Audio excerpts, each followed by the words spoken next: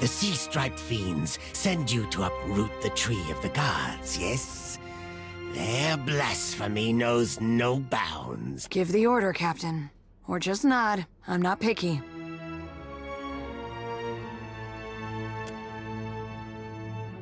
So, the fiends corrupt even the sand-striped ones. Now I taste their stench on her. If you join them in befouling the Adra, then you will join them in death, too.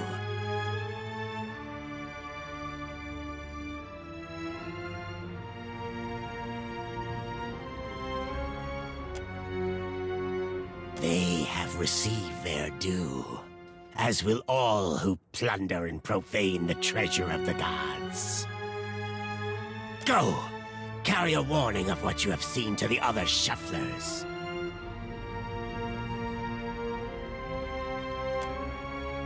Fool!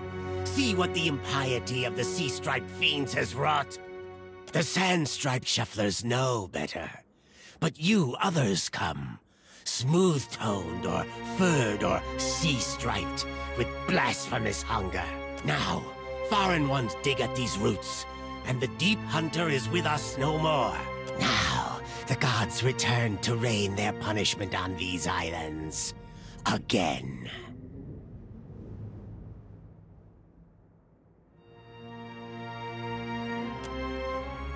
The defender of the isles, the guardian of tides. Once, it lived among us. In all bright, quiet places, where shufflers did not go. But then, more came from distant lands. First few, then many. Now, our Deep Hunter is gone.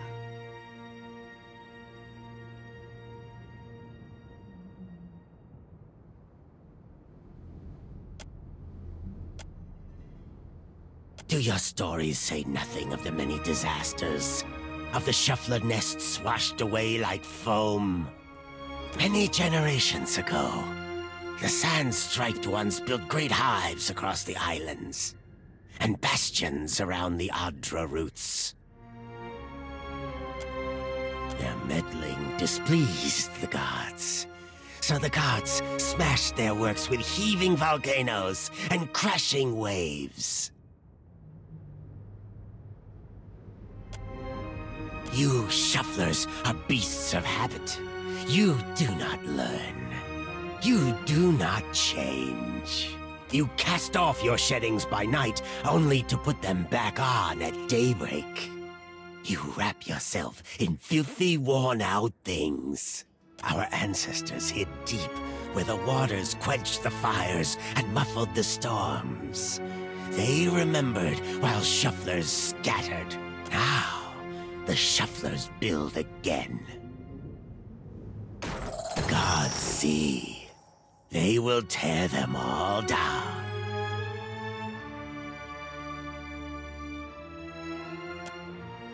The shuffler's tongue is thick with blasphemy. Kill him now, Suka. If your fat tongue speaks true, then give us proof.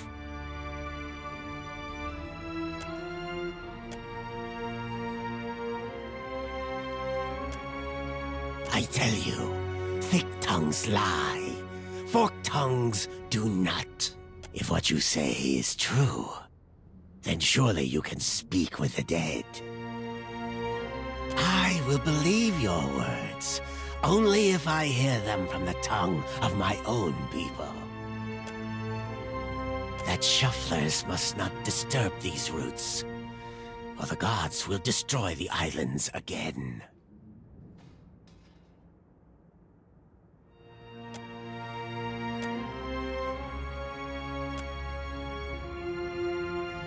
Looks like trouble.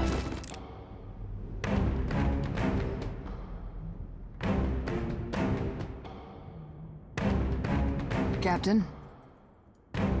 For the run! Can't get a clean hit. Oh? Yeah! That's it! I'm always willing. your kneecaps soaking! Yeah? I'm on it. This thing isn't doing the job, Captain.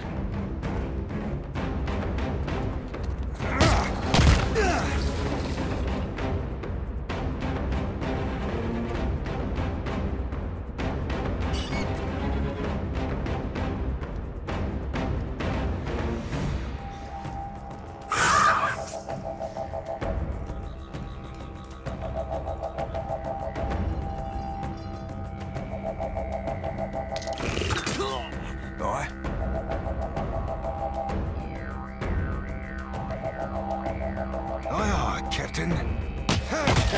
You be owing me that drink, Maya. How may I help?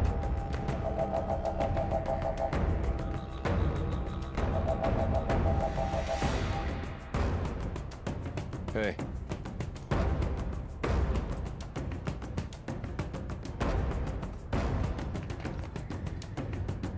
You were saying?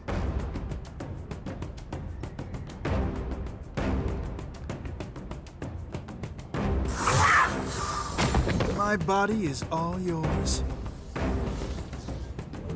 I'm a lover, not a fighter.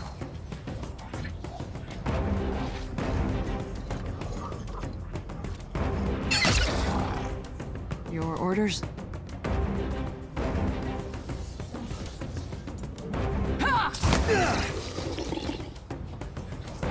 Captain. What for, Cap? Of course. What do you need? Stay behind me.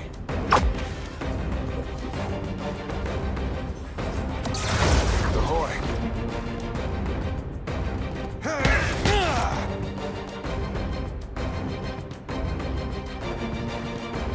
Let's do this.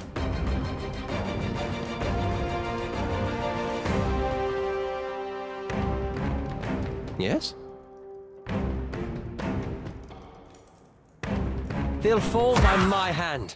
I'm always willing. Time for something stabby.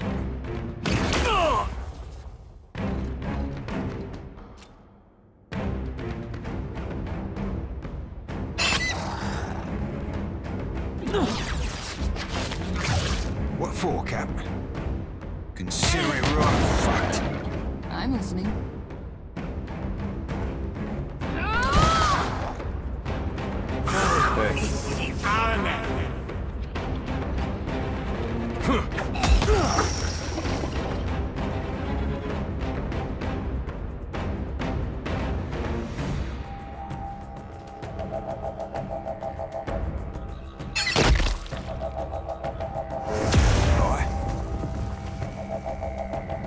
Try to keep it up, Maya.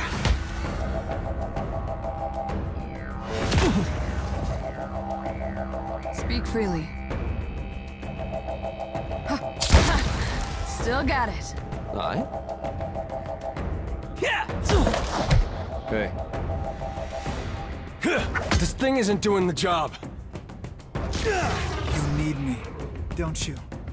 Hey guys, watch this.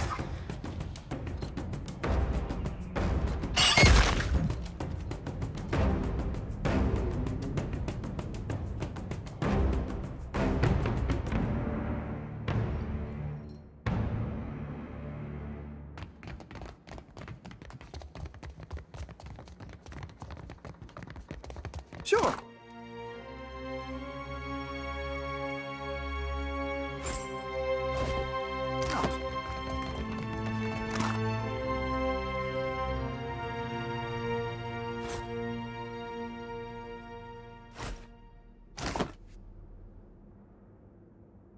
Let's do this.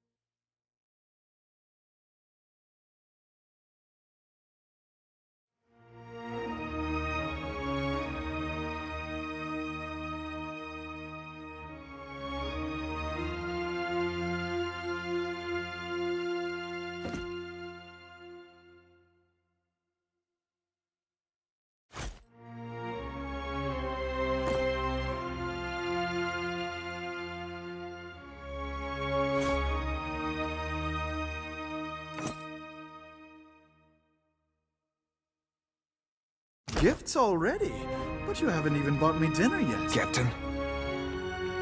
What do you need? Speak freely. I was born ready.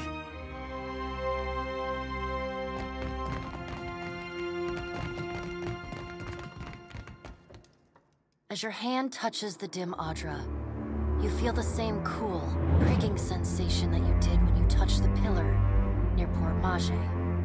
You concentrate on the pillar. The world around you swiftly falls away, leaving only the vast emptiness of the in-between. The Audra and a multitude of golden threads undulating off into the distance. For a second time, you gather the threads in your mind and bind them together, forming a solid tether that ripples out toward its distant anchor. Again, a crack sounds from the terminus. Your consciousness is violently pulled along the cord. You are prepared for the sensation this time, but are still disoriented when you come to a sudden stop. You find yourself standing behind a familiar Titanic statue as it trudges through invisible waters, standing at Aethys' shoulder. Your soul is dwarfed by the massive god's form. Energy pulses along the tether, each wave feeding the Audra's movements. He stops. His head cranes behind him, again accompanied by the sound of stone shearing and buckling. His eyes rest upon you. He does not reach for the cord, but considers you for a long span of silence before speaking. Your first attempt to contact me was brave. This second attempt, is it born out of desperation or something else? Why do you continue to follow me, Watcher of Cadnua?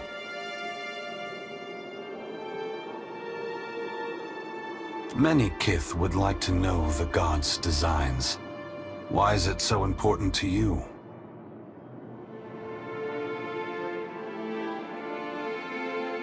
That is a cruel bargain, to be a god's pawn. And you do so knowing how we came to be. Aethys becomes silent. You can sense his presence advancing back along the cord between you. His energy flows over your hand, tendrils of light probing into the air around you. They poke and prod at the silent lost souls hovering in your vicinity. You are in a unique position. In spite of the work of the Leaden Key and Hand Occult, you have seen through our facade. You know the god's true nature. Without the benefit of your knowledge, few mortals would be willing to accept the true history of their gods. After all, we weren't. The last time I walked Aora, I made a mistake in not revealing my true purpose. I believe you would understand it better than most. Yes, I will tell you, but this is not the time. As I take this body farther from the lighthouse, the tether grows weaker, and I have already tarried too long. Soon this link will unravel completely. If I have not reached my destination when that happens, I will need to pull more souls from your world. I will do my best. Do yours, Watcher. The edges of Aethys' massive form blur and dissolve. The huge figure retreats from you. As it moves, the tether begins to rapidly unravel. As Aethys speaks, his voice sounds garbled, fragmented, and distant. If you would know more, find me at the Ashen Maw in Margren's Teeth. I must rest there before I begin my final work. When I leave that place, you will not be able to follow. Before I go, I should return some of this to you. I still have need of the great power of your soul, but I can spare you this portion. A pulse of energy moves back along the golden cord toward you. It feels familiar, comforting, even before it contacts you. Within the light, there is a dark core, roiling and violent, contrasting the warmth and brilliance of its outer shell. I have seen the darkness in you, Watcher, but will not judge you for it. Never again.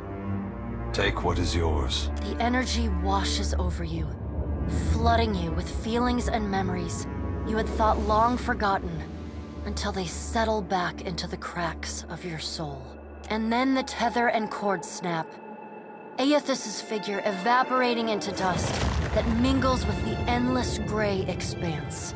Heat rushes over you, and the uncomfortable sensation of the Audra Pillar's presence cuts off.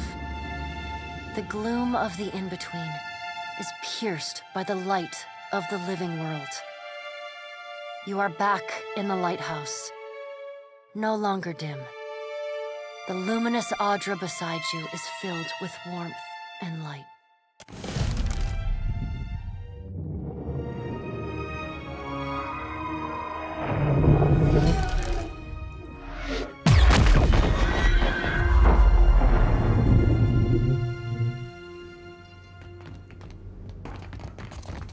That's easy. I've got this.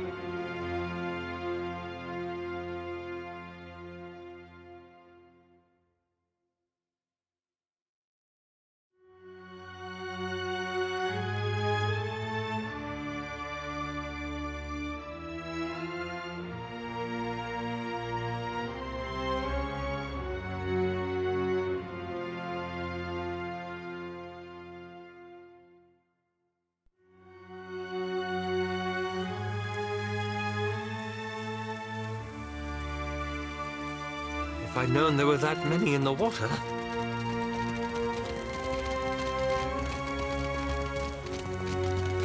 As much as I like pretending nothing happened, perhaps we should talk about your episode with the Audra. When the captain goes all starry-eyed like that, the crew starts to ask questions. If you got something to tell us... Yeah, right, fair point, that. Captain?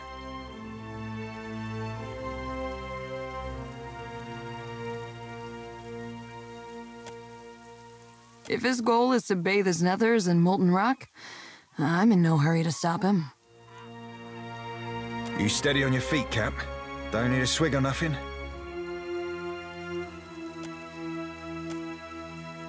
Oh, good thing we're in the Deadfire, where the volcanoes definitely aren't going to awaken at any time.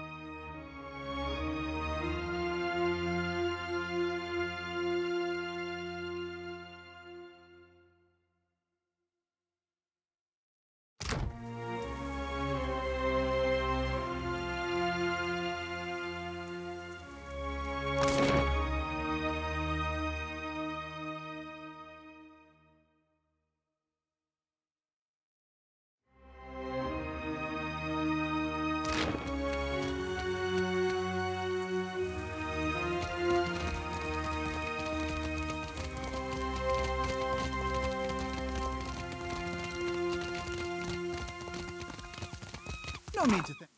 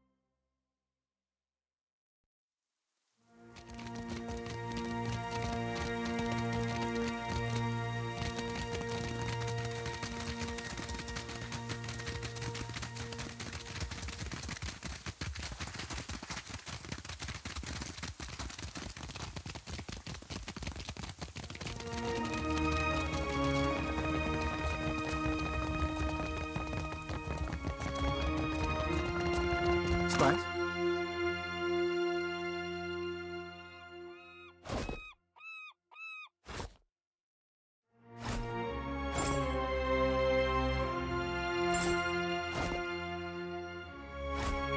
You Spice?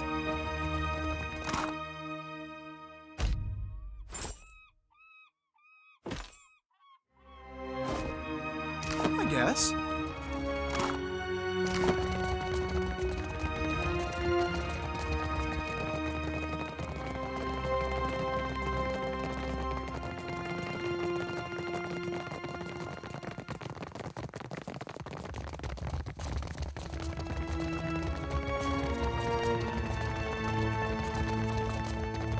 Scale-bellied cowards! I knew they'd run! Look at our beacon. Even the Colossus couldn't destroy it. And those snakes aren't so tough now, are they?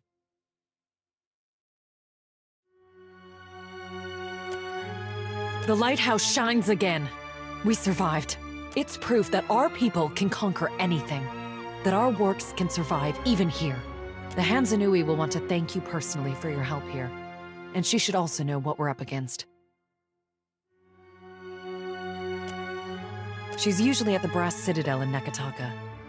Though she gets called to the palace often, haggling with the Queen and the Valians.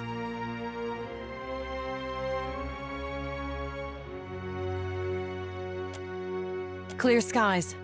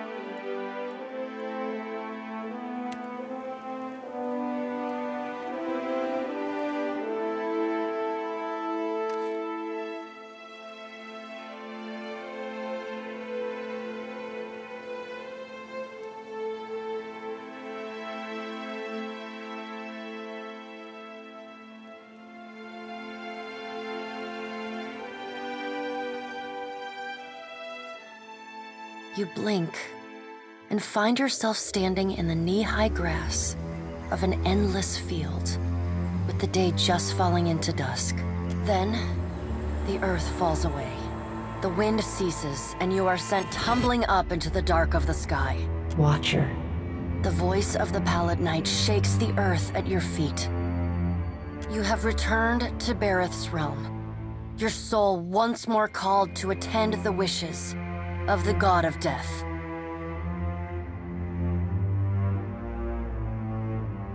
You can't be certain, but you think you might see the barest hint of a smile tugging at the edges of the Pallid Knight's lips. Once again, you have spoken with the Child of Light. Tell me what you have learned. Intriguing. The Pallid Knight stares past you, pensive. While attend. Tell me what your many eyes perceive. Her words ring out, and a heavy silence descends. In the silence breaks the murmur of countless voices. They speak all at once in languages both known and unknown to you. In the space beside Bareth, an eye blinks open, followed fast by several more. They are round, keen eyes of Kith, the slit eyes of snakes, the small, dark marbles of birds, the bulbous lanterns of deep-sea fish. Here we are. A figure walks through the cloud of eyes as one might step through a door. It is an Orlan, then a pale elf, an ocean human, a Naga. Each of them eyeless. They are Wow. This is the first interesting thing to happen in ages. And we do so love a riddle. The figure wears an Amawa's grin, and the many voices beneath its own titter. Some things must be lost to be found again. We have read the book of your life, Watcher. It is heavy with the weight of your choices, and its pages are not unmarred by the blood of others. You reap, but on a smaller scale. We see between the strings of the world, and Eothas is there, strumming them like a lute. His tongue is still, yet he sings of a coming joy. What tune he plays, we do not know. It is complex, ever-shifting. One moment vibrating in harmony, the next in discord.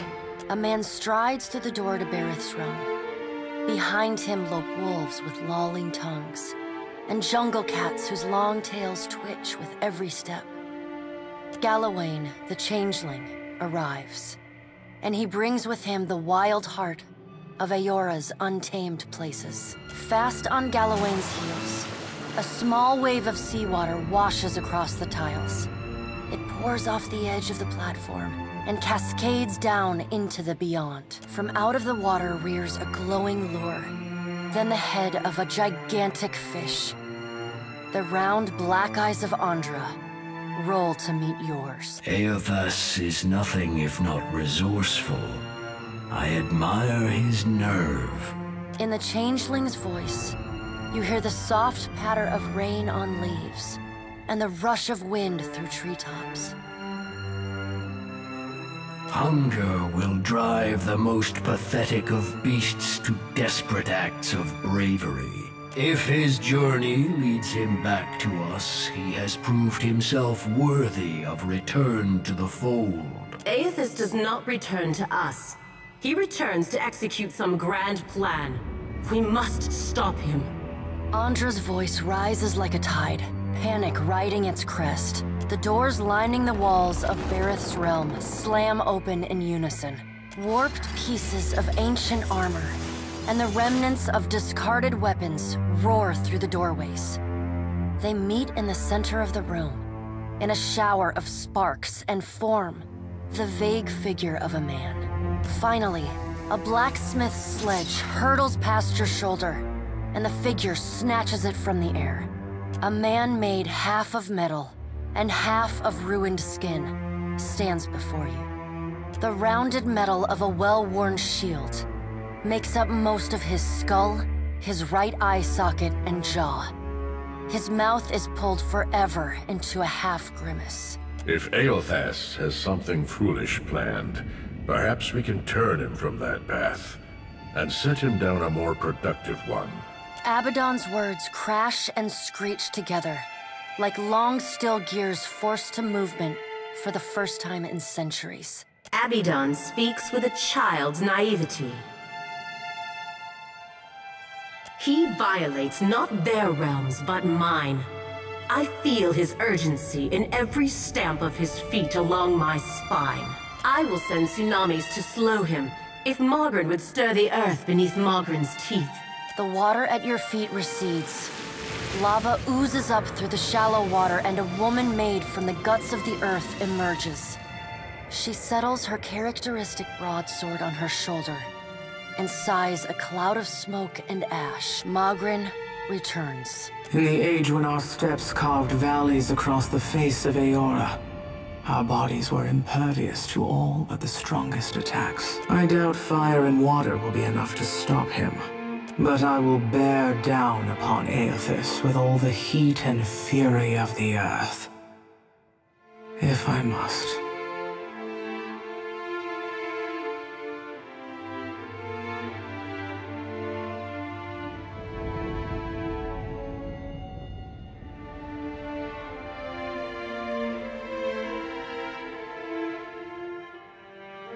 The deep, bellowing cry of an aurochs shakes the ground beneath your feet.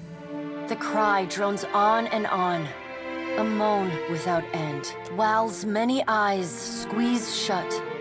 Andra slips back beneath her waves. Magrin dissipates in a swirling cloud of steam. Galawain's beasts cower and whine. Only the pallid night stands impassive. My end comes to all things in time. Should Aethys care to hasten the inevitable, I welcome his efforts.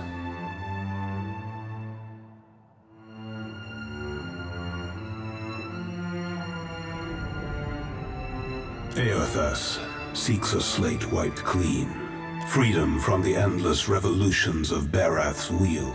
The final emancipation of the countless stolen mortal lives the gods hoard within themselves. The Child of Light will not choose the hour of my death. Magrin tests the edge of her broadsword with a smoldering finger. He sows chaos in his longing for a radiant dawn. So much will be lost in the cacophony of fear his actions inspire. The crack of thunder rends the air. The gods fall silent. We can wait no longer to act. Speak with him, Watcher. Discover what it is he plans. Water begins to creep across the floor. It swells, runs swiftly, and catches at your ankles. You scrabble at the tiles, but it's no use. The current's pull drags you off the edge of Bareth's realm and into the fathomless beyond. You splash down in water so dark you can't see the bottom. Then, the water recedes, gone like a dream upon waking. The hard wood of your cabin's floor presses against your spine. The gods are gone, but you remain.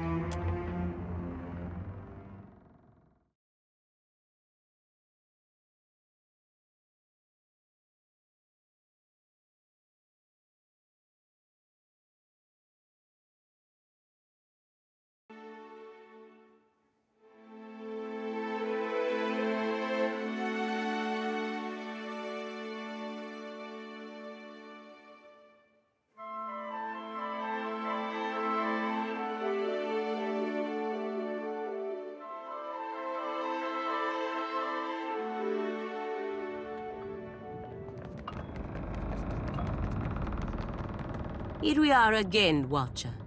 I thought we had seen the last of each other after the Hollowborn crisis. It didn't go quite as I had planned, but it all worked out in the end.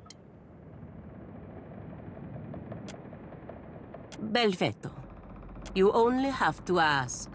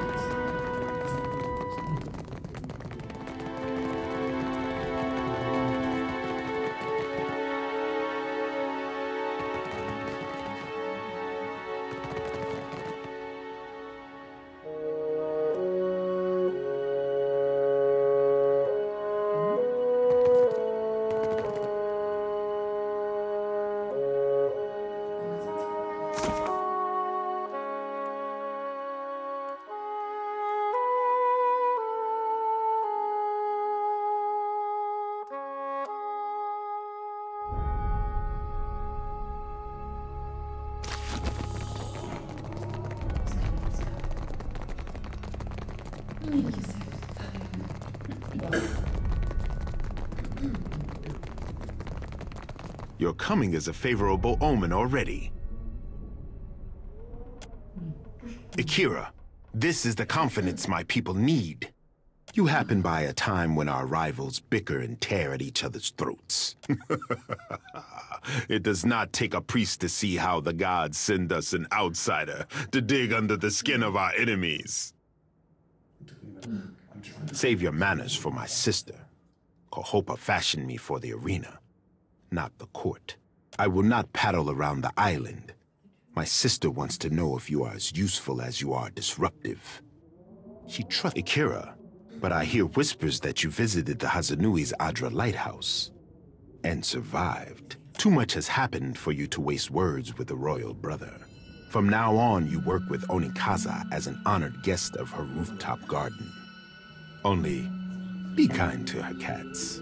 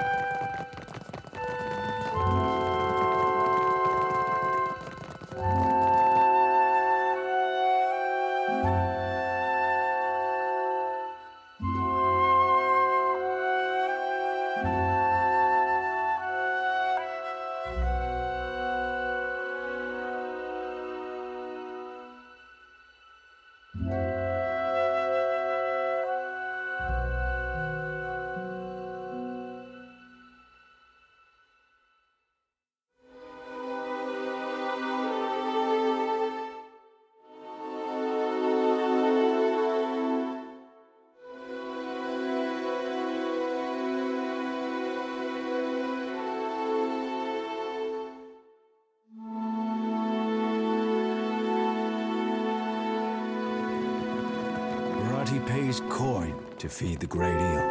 My brothers and sisters have set sail for Neketaka. I thought the tribes needed them to calm the weather. A greater storm surrounds this place.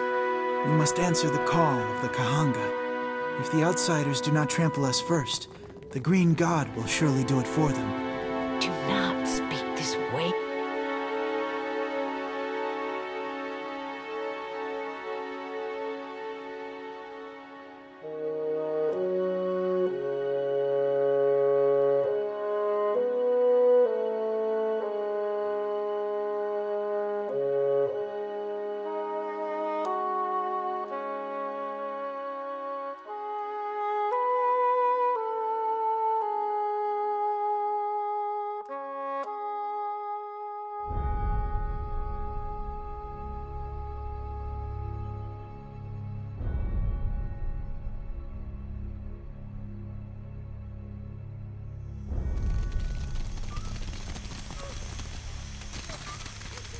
It is high time we spoke away from the exhaustive filter of the court.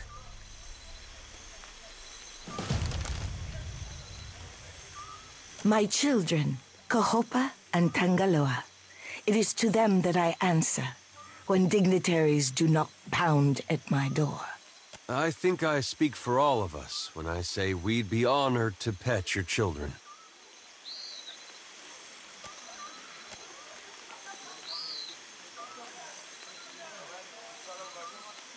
A messenger from the jaws of Tangaloa speaks with the voice of wisdom and change, I say. It is fitting that yours should be the voice that tells of Hasongo's fate. What did you see there?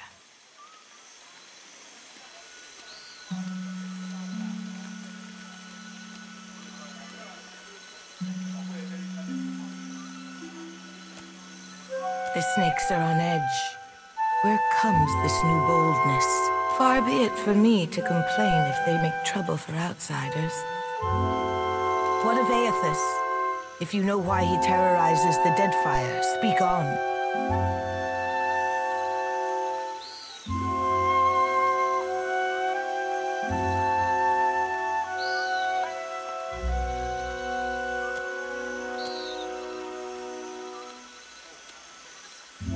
If Aethys makes for Magrin's teeth, I say the Rathun will grind him to dust for the praise of their warrior matron. Even if they fail, it will be an enemy cleared for my plate. This is the gratitude of Nagati, I say.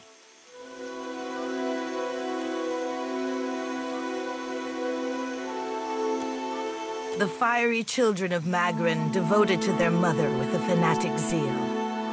Bothersome, but the least of my troubles now. From Port Mage to Hasongo to Magrin's teeth, Aethys follows a rich vein of Adra.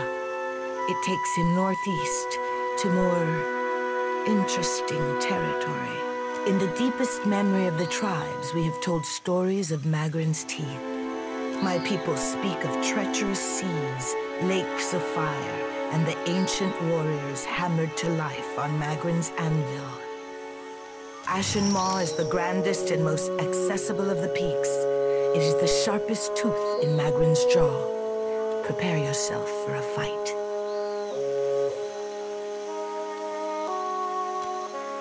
Akira, would that our resources were not so entangled in other parts. I cannot send ships to Magrin's teeth any more than I would send paper dolls to a furnace. If you make preparations in Nekataka, I say we can help each other. I must keep the city's peace, and I have only so many arms and eyes. While the Deadfire screams, I would see Nekataka outlast the storm to come. What I need is a lasting peace that will outlive my dynasty. But I will accept peace of mind for now. What do you know of my water shapers, Herald of Barath? Akira, if you recall history, then you know why I am protective over the guild. My water shapers are the levy holding back Rawatai's advance. An adept standing at the prow of a war canoe is enough to send the fleet scrambling for the shallows. Don't get too cozy, Highness. That false sense of security will get you into trouble. Akira, I would not want your employers to think me easy prey. This reminds me. I owe the Hazanui a basket of koiki in remembrance of the Battle of Nekaroatl. Akira, you think so? I am counting on the Hazanui seeing through my condolences. While the problems of Aethys and overindulgent admirals plague these waters, I have summoned the masters of water shaping to Nekataka. Pit your strongest water wizards against their weight in iron and black powder, Highness. We can end this quickly. Akira, and how long will this contest last in open water? Now would be the time to confer with Guildmaster Myru, but she does not answer my summons.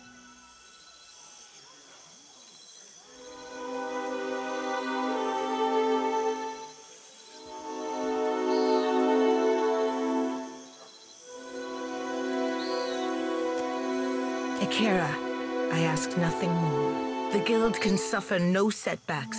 If Myru shirks her duties, her queen would know the reason. Nagati, do not abandon us now.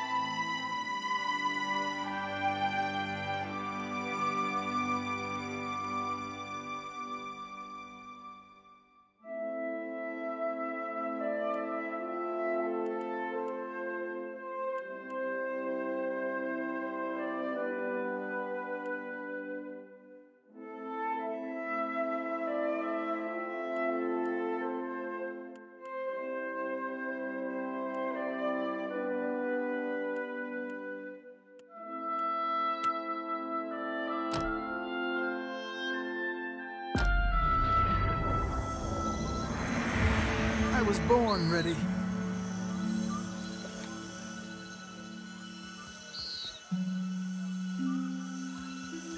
Captain?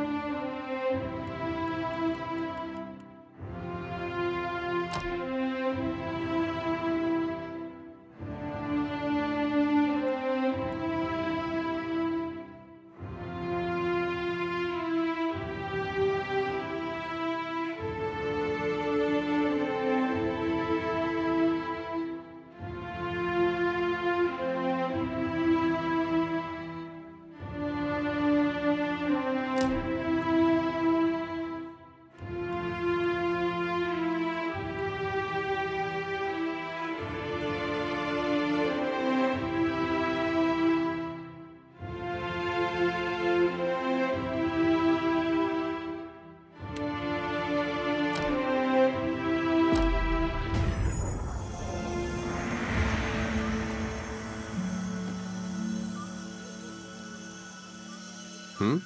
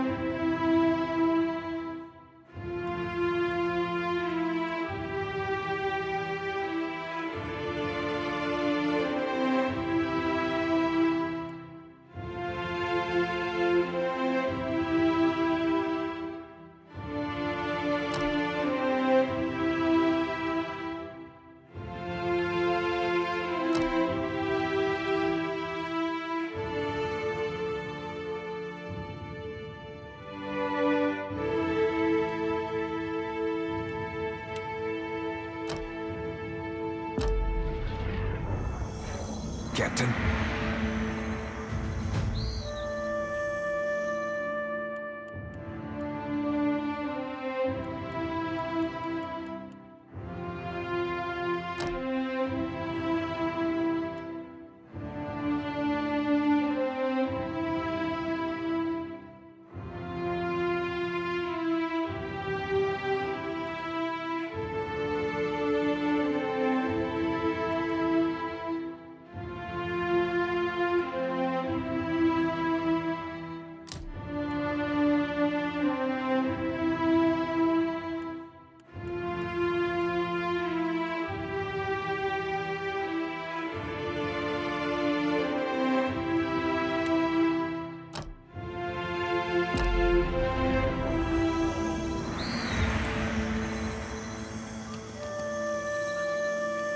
I was born ready.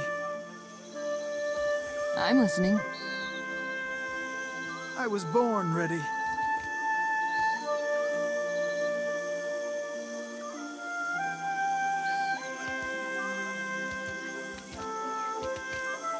I was born ready.